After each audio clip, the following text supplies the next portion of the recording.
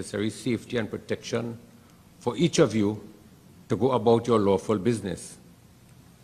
Just as you saw us conspicuously performing our duties on the nation's byways and highways, expect to see us in even larger numbers, accompanied by members of the Trinidad and Tobago Defense Force, taking command of our streets, and you will see that by way of increased patrols, road checks, stop and search exercises, and certain targeted operations, all geared towards allowing you, the population, safe passage to your destinations, providing safety, security, and comfort to you both at your homes as well as in public, and relentlessly attacking the criminal element in our society. Again, on behalf of our Commissioner and the Executive, I want to say thanks to all our hardworking police officers and our partners, for example, the population and the other stakeholders, for the success that we have achieved so far. We continue to ask the population for your continued cooperation as we continue to make every place in Trinidad and Tobago safer for all of you. There will be some small levels of discomfort as we go about protecting you. As I said, you are going to see increased police presence on our streets.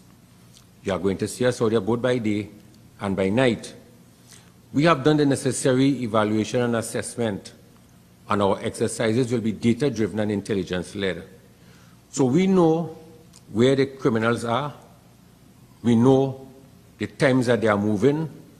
We will be countering them. We will be ahead of them. There will be some levels of discomfort to you all, but expect that we will work together. I think once we work together, we will achieve our objective of making this country a safer place. Thank you very much. Okay, thank you. Before I move on to DCP Jacob, just some information. Certain things that we are doing with all persons who have firearm users license, we have now started distributing the card. So this year will now be a card that will be given to all persons who have FUL. So you can carry this card. It does not mean that the booklet is now outdated. The booklet is still part of the law, that you must have the FUL booklet, but we have heard for years where persons who have a firearm user's license, they feel that the booklet, it is cumbersome, it can be an issue. I washed it a few times by accident, so it can be a burden. So the booklet can remain at your home, but when it is you get the cards now, these cards can be carried. So if it is that you're stopped in a roadblock or whatever, you will have the card that you can then show to the police officer. The importance of the card is not just to reduce the concern of the booklet being damaged or torn, but also the card now will be used as a checks and balance system that I intend to incorporate to ensure that persons who have a firearm, they understand the responsibility. Because with this now there will be a chip. The chip will now ensure that we know when persons would have paid for the renewal of their firearm user's license. And more importantly, what we have noticed is that sometimes persons, they're eager to get a gun, and I use a gun because they want a gun, but then they do not understand how important it is for you to train with this firearm. So there are many persons who have a firearm and they are not training, and by not training, it can cause a negligent discharge, it can cause a stoppage, and it can cause you to have inaccurate fire.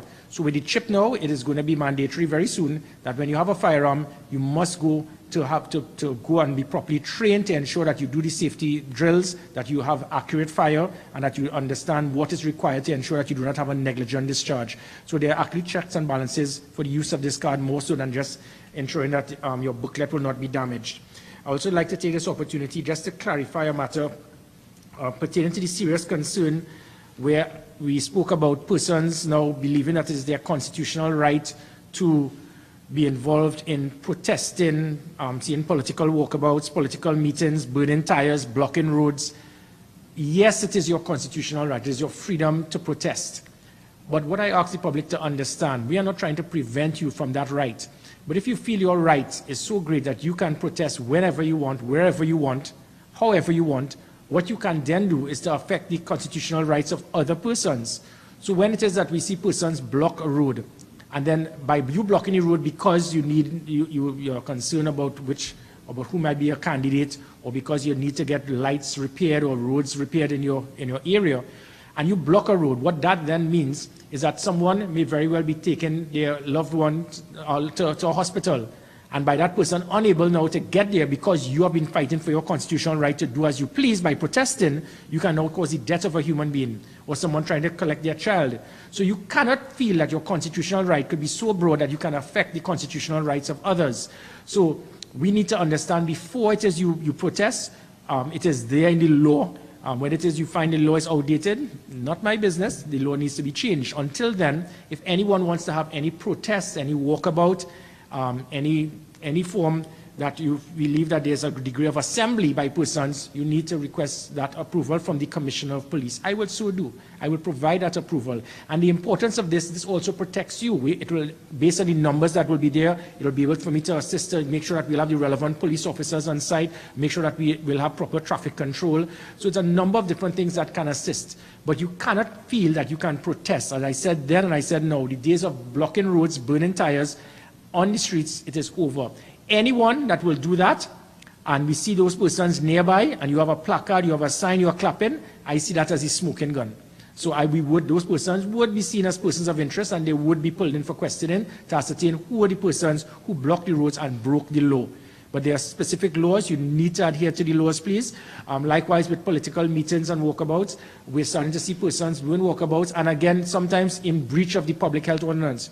You need to understand you have to adhere to this, and for all political meetings, the election bell has not yet been called. So until then, I ask all persons, please contact the Trinidad and Tobago Police Service. Let us be aware of what meetings you intend to have, where you're having it, the numbers that would be there. As at this time, I do not expect numbers to be more than 5, but if it is that you intend to have walkabouts, please bring it to the attention of the police service. We are here just to assist you, to support you. We are not here to infringe on your rights. But if it is that you feel that your rights can be so broad that you start to affect the rights of others, that is where we would get involved. I will now ask DCP Ford, please, to discuss with us information pertaining to crime statistics, the new crime scene investigation systems being used to improve the detection rate. Mr. Ford. Sorry, Mr. Jacob. Good afternoon, Trinidad and Tobago. It's a pleasure to be here this afternoon to inform the general public of the way the Trinidad and Tobago Police Service is going about our investigations. Within the last few months, the executive of the Trinidad and Tobago Police Service, headed by the Commissioner of Police, decided to form a new Central Intelligence Bureau. This particular section in the police service consists of the Cybercrime and Social Media Unit, Research and Analytical Unit, Crime and Problem Analysis Branch, Interpol, the CCTV Analytical Team, Transnational Crime, Young and Intelligence Unit, Organized Crime and Narcotics Unit, all coming in one to form one particular section.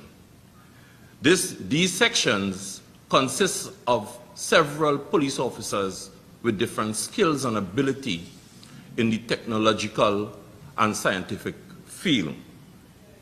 Also supporting these units is our Special Evidence Recovery Unit, the Fingerprint Department, and from the intelligence side, the Special Branch.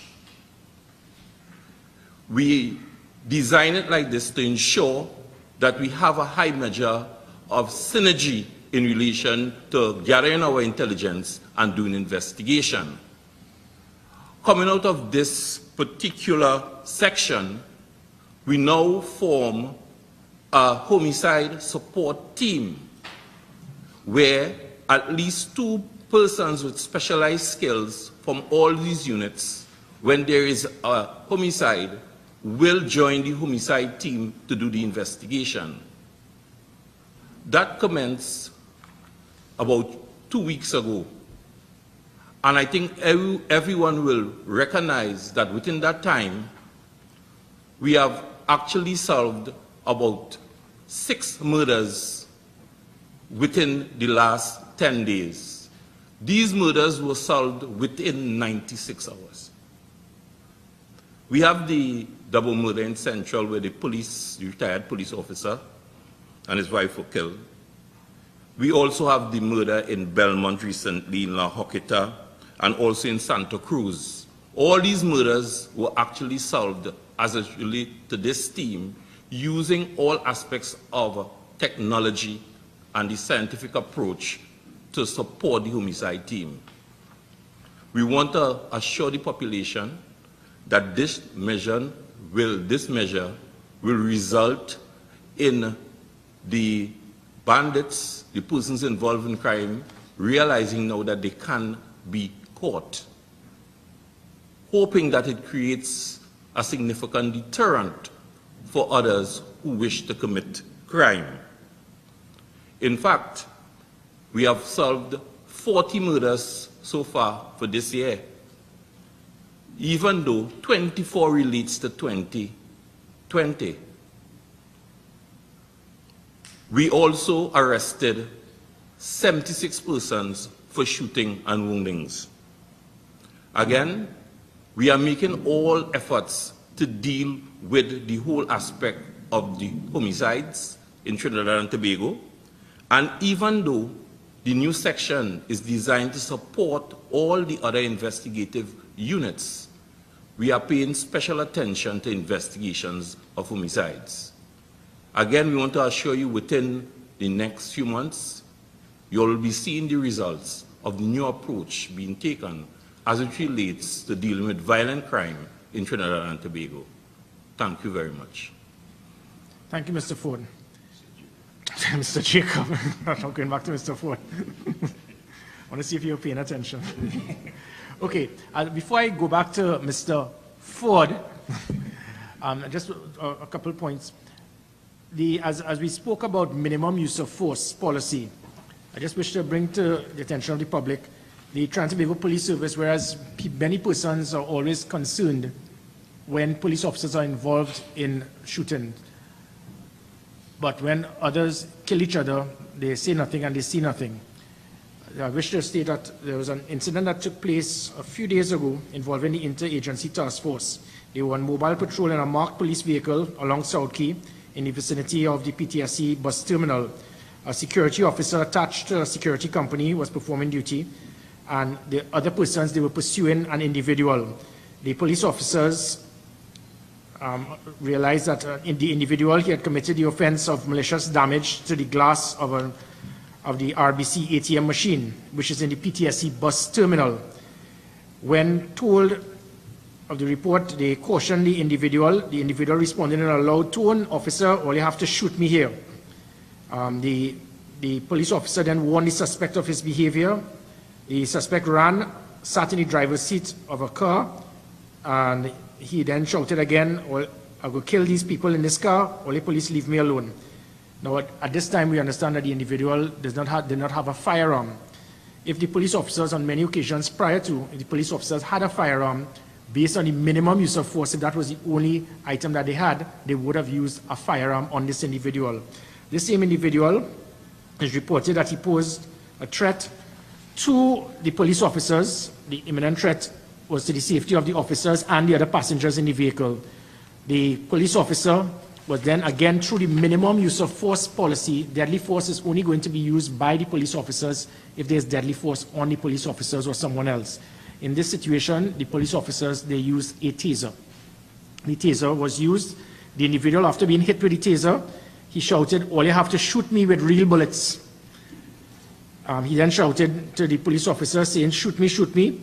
After the first shot, the police officers were forced to fire yet again. After that, the individual then went silent. He went silent. The police officers were then able to arrest the individual, take him, and the individual, there was actually no injury to the individual. This is what we are speaking about with the use of the tasers and the pepper spray. We intend to control. The taser has finally been used. I wish to give the assurance to the public, if anyone wants to break the law, confront the police officers, and act in any manner that can affect the safety of police officers or citizens, even if they do not have a firearm, and they believe that if I do not have a firearm, it means the police cannot do anything. The police can do it now. It was done and it worked. So first individual, he has now created history. An individual has been used by this equipment, and by this here, again, nothing happened to the individual. So it meant that by the minimum use of force, there was no permanent injury to the individual, and he was held, and there was no repercussion. And the reason I bring this forward is in contrast to another situation that took place earlier today, whereby earlier this morning, there was an operation that took place by the Trinidad and Tobago Police Service, by the Special Operation Response Team, and there was an individual who has been involved and reported involved in many homicides in the past. His modus operandi had made him famous in the mover community. The reports we have is that he adopted such activities as waiting in drains for hours to attack targets, disguising himself as a female to attack targets, lying in ambush to attack his victims. This individual, his nickname, it sums it up, his nickname was Menace. And this individual was shot by the police. What I just, on the media, you can take a look at after. What you see here were the things that we found in the home of this individual. This individual has been instrumental, involved in reports of a number of serious crime.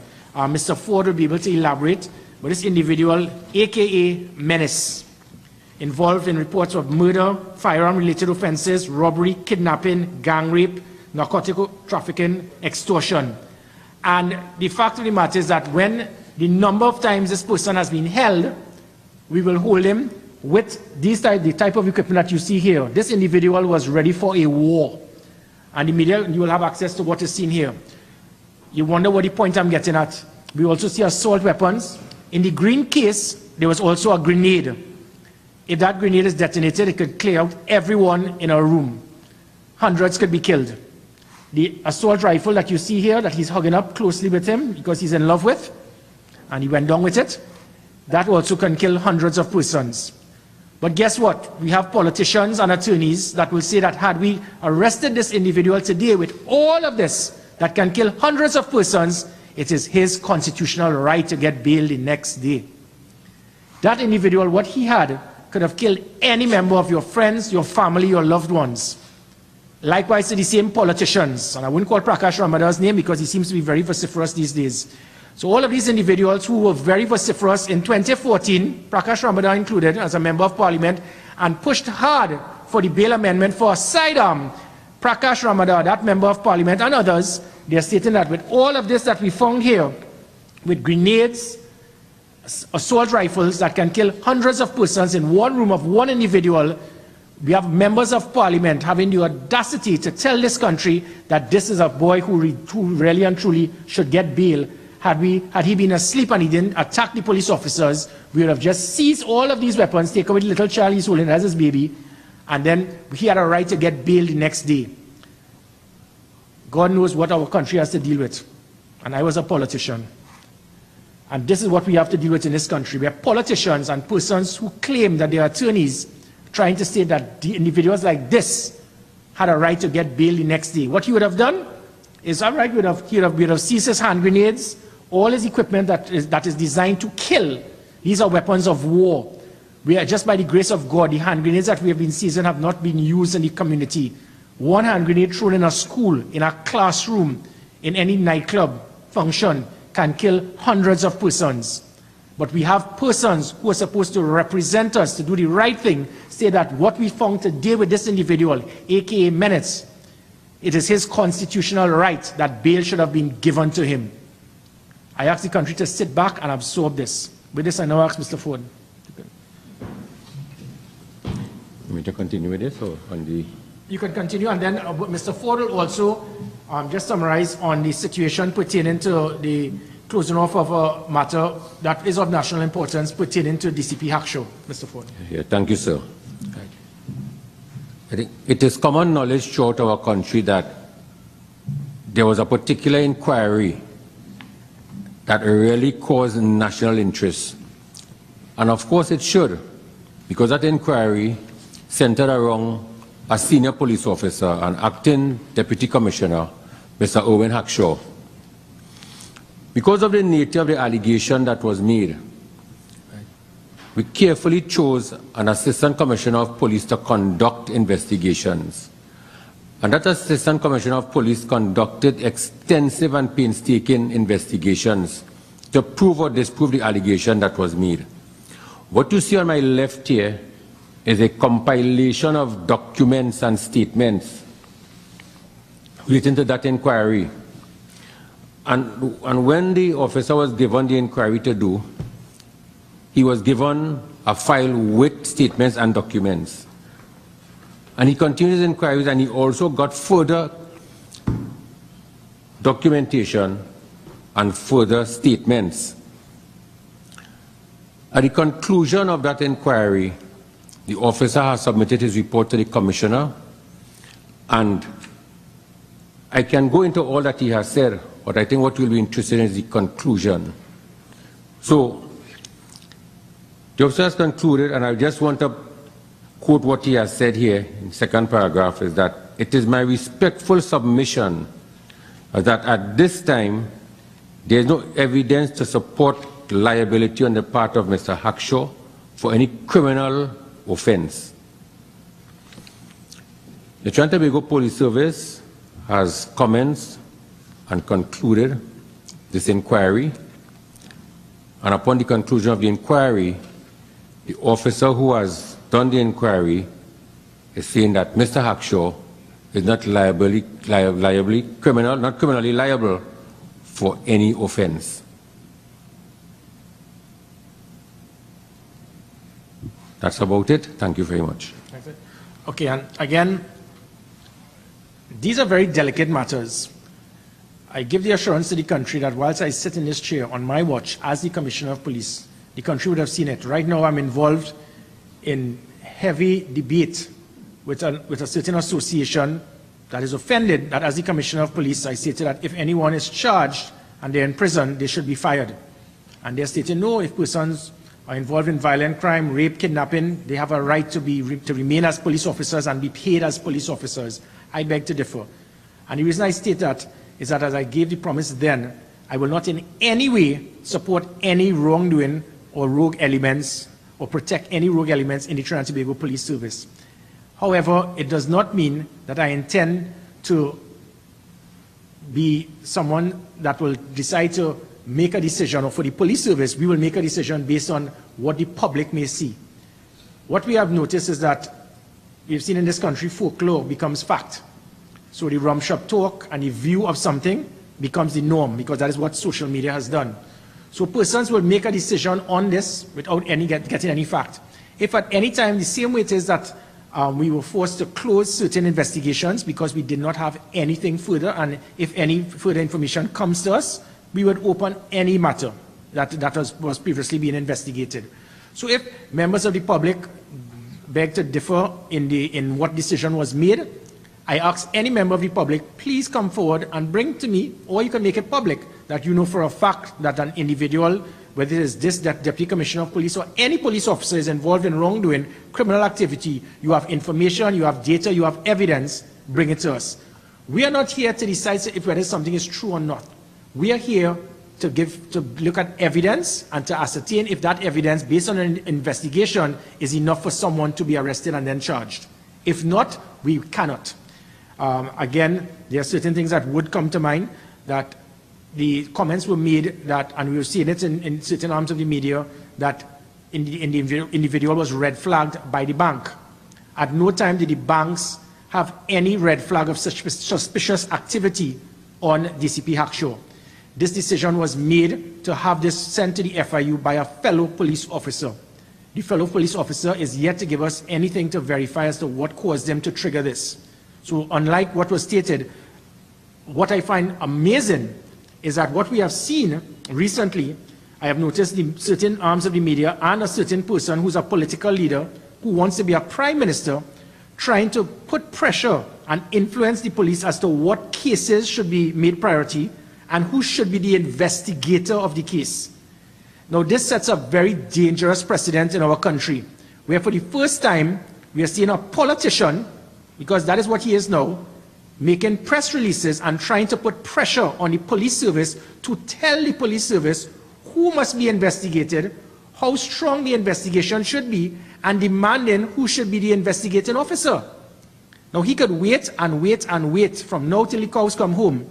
I have no intention for us to be pressured by any individual who seems to have an ego and seems to feel that he can direct the police as to who should be investigated and who should be the investigating officer.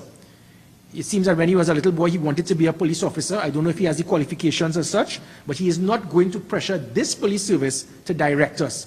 If someone wants to be an activist, it is their right. But I am not going to stand by, and I'm going to expose any politician that decides to put public pressure on the police service by trying to tell the police service who must be investigated, what should be the priority of investigations, and who should be the investigating officer. That is very interesting. I wish also to let it be known that there's another investigation that is still ongoing. The Police Service Commission, the Police Complaint Authority, they still have they are still investigating this matter. But as you would have seen here, there was immense research conducted, and as I stated, unless it is that some information, evidence can come forward for the police to move forward, we are not here to be judge, jury, and executioner to please persons because of their concern. As I said, we only work on evidence. I find it very interesting when persons automatically try to label a police officer because that person may have $2 million in their account. I am not here to judge. We are here to work on evidence. But let's just throw something. It means that a police officer must be poor, apparently, in the eyes of some people. So if I'm a police officer and I join the police service at 18 years old, and I take a loan, $500,000, and I put it to buy some land, and 25 years I let it run, and then I decide to sell my land at $5 million. Police officer, $5 million, he's corrupt. That is what we have reached to now. Well, God knows about me, because as an only child, my father and mother separated 30 years ago. They both died, and they left me with a heck of a lot. So I guess I'm corrupt as well. It doesn't work that way to members of the media and to the public. If there's enough evidence to verify that the person acquired funds from illegal means, that is how you decide if someone is culpable, not by how much is in their account. But again, if at any time anyone has any information to verify that we can reopen this case and that they feel that there is something that we can justify, we will do so. But we are not going to do so by any born-again politician, previous activist, politician, activist, trying to tell the police how to conduct our investigations. Before I close, I'd just like to clarify, in contrast to we expect what was going to happen on social media, or the police are trying to protect themselves. This Commissioner of Police, since I have arrived as Commissioner of Police, never before in the history of this country have so many police officers been charged for offenses. We have here over 171 police officers that we have arrested for different offenses over the last few years.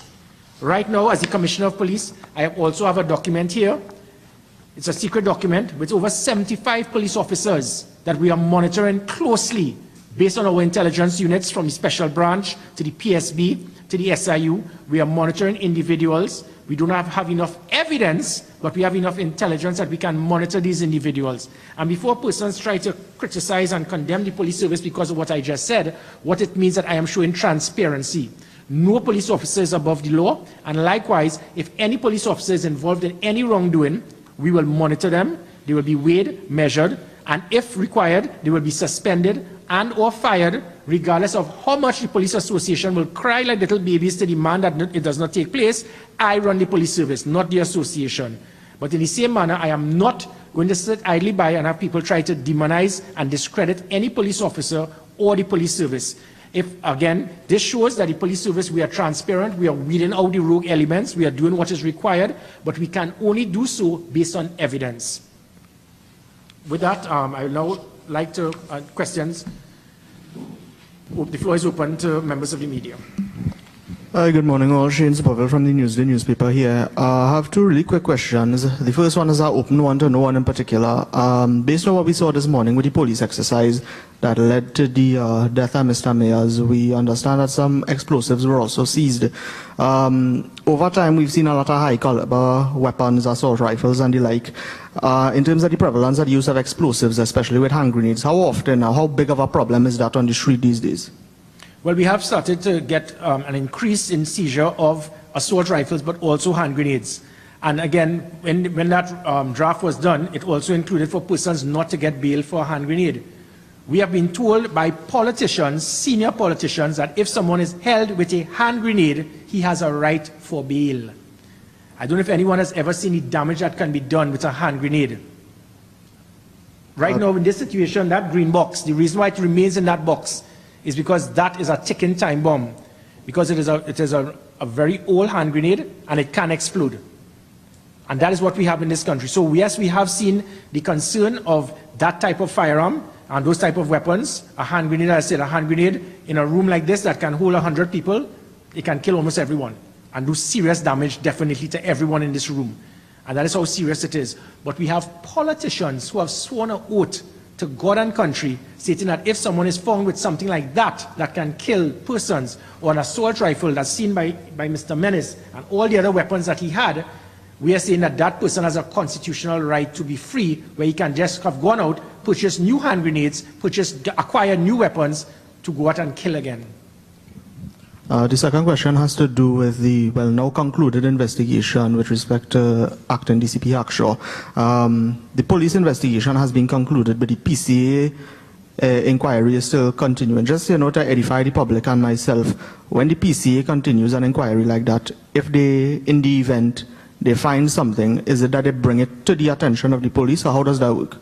Well, I work closely with the PCA. The PCA must never be seen as an avenue against the police service. They are to assist me in weeding out rogue elements and to conduct thorough investigations and to clear the air where many police officers may be unjustly targeted. So the PCA, they will conduct their investigation because they may very well, they may be going at a totally different angle.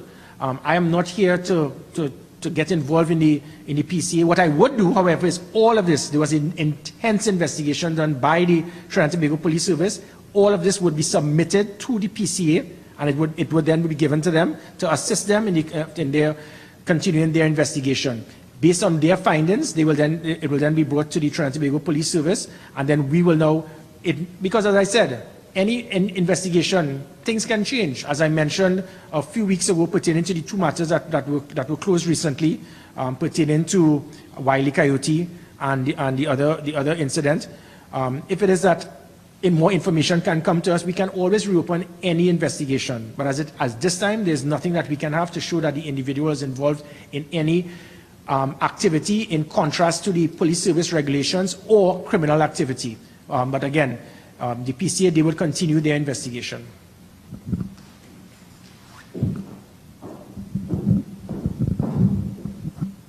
Good day, everyone. Rashad Khan, Guardian Media.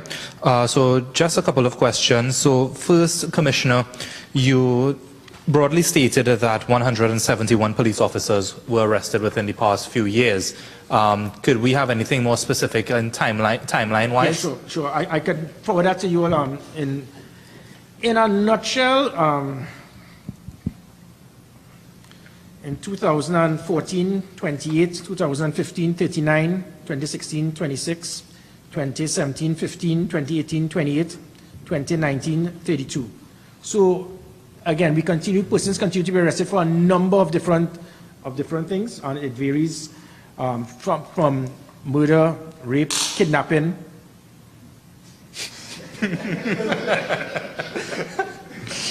Just so. In fact, anybody, Shane, we want just to show you all how this taser works. Anybody interested? After, okay. I volunteer, Shane. Yeah, so and I can give you further details. Okay, no problem.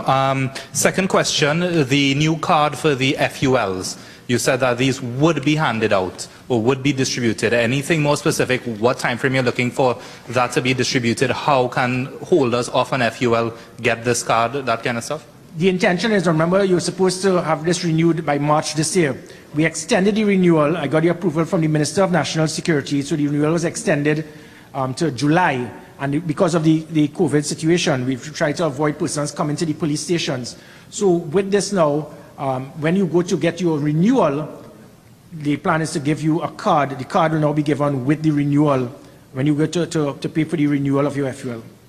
Okay, and the aspect that you described with the chip to log hours essentially at the range and stuff, would that be active when this? Not as yet. We're still working on it. So we'll have the chip eventually. So this is just a start for the convenience measure.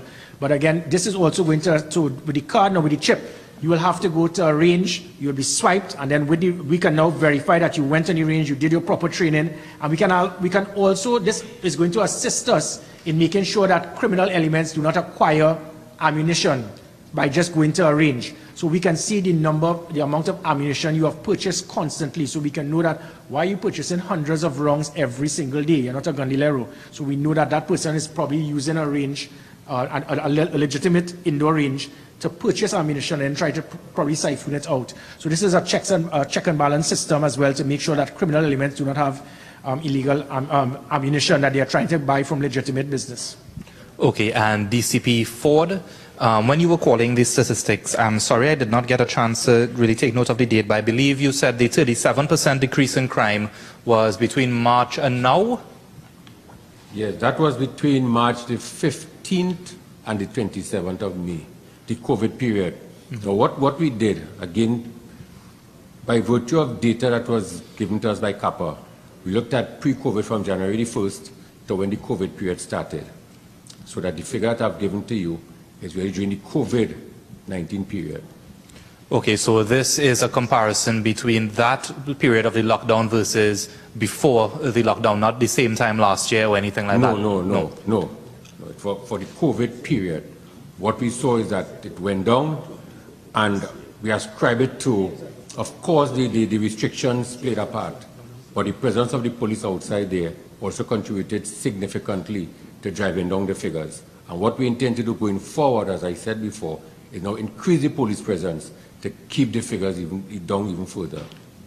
Okay, thank you. And may I add, again, going back to what DCP Jacob mentioned, because we have pushed a game changer in our crime scene investigative team, that it is much more where we have different elements in the Trinidad and Tobago Police Service working together, different aspects from the CCTV team, the Operational Command Center, the SIU, the CID, forensic experts. So different persons are all working together as a unit. It has played a very big part towards, again, data says a lot. There were 42 murders solved last year throughout the year. The same amount we have now solved this year. So it means that there's some, so this is going to ensure that those who have been involved in committing the ultimate crime would be arrested, and it will also provide a big deterrent for criminal elements to understand there is a game changer. And we have not yet started with the establishment of our forensic department, and whereby through that forensic department, very soon we will be doing swabbing of all persons who have been arrested. Swabbing of those individuals mean that when we have a database from a crime, whether it is from a rape or any scene, we can now use that and link it to the data that we have of the individual, of a possible suspect, and link them to that crime. What this is going to do, it is going to backtrack on many, it can even reopen cold cases, it can solve many previous cases. So what we are doing is through that concept of proper use of technology, forensic testing, ballistic testing, it will improve our policing, increase our detection rate, and provide a greater deterrent to criminal elements. Okay, and one final question from me. So the taser and the pepper spray and stuff, could you say how many officers are issued with this? All of the police officers who are in the emergency response patrol team, the task force, many officers have been trained.